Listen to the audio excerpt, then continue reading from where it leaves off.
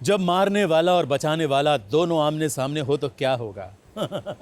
ये भी कैसा सवाल है।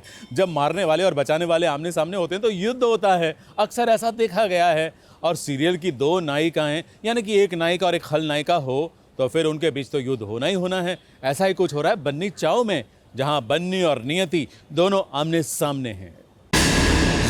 ये जो खाने पीने से आगे बढ़कर तुम्हारा ये वैरायटी एंटरटेनमेंट प्रोग्राम चल रहा है, ये थोड़ा ज्यादा हो। हमको क्या लगा अचार देखा है ना ये ऐसा करो आप ना अपने दिमाग का एक एक्सरे निकलवा लो और उसे देखो एकदम बराबर सेम टू सेम दिखाई दे। आपके साथ सीन बनाने का टाइम है हमारे पास।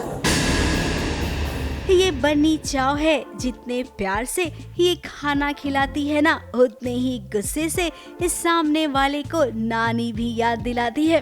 अब बन्नी चाव का ये स्टाइल तो आप सबको खूब भाता होगा इन दिनों। और बात जब युवान की आती है ना, तो बन्नी इस सामने वाले को छोड़ती नहीं है। वो क्या है ना, युवान को खाना खिलाने का वक्त हो गया है, लेकिन यहाँ पर वो आ गई है। अरे भाई, वो का मतलब है नियति, जिसकी इच्छा है युवान से शादी करने की।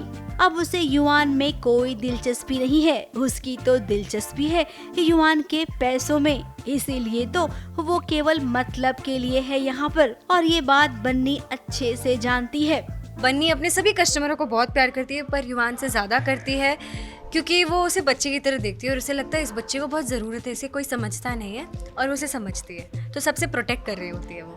आज इन दोनों के बीच में बहस हो रही है, और फिर बहस के मामले में बन्नी से कोई नहीं जीत सकता। मेरी नजरों में युवान मेरा होने वाला पति है, कोई बच्चा नहीं।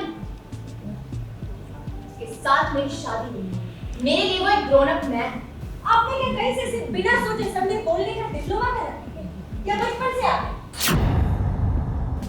दादू साहब, मारे में एक कहावत है, रे कागड़ा थारे पैर कितने, रे बावड़ा थारी अक्कल जितने।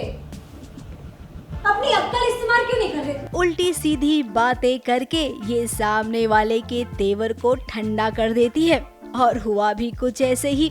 फिलहाल आज उसने नियति को धो डाला है, अगली बार नियति सोचेगी नहीं जल्दी से बन्नी के मुंह लगने की। ABP news report.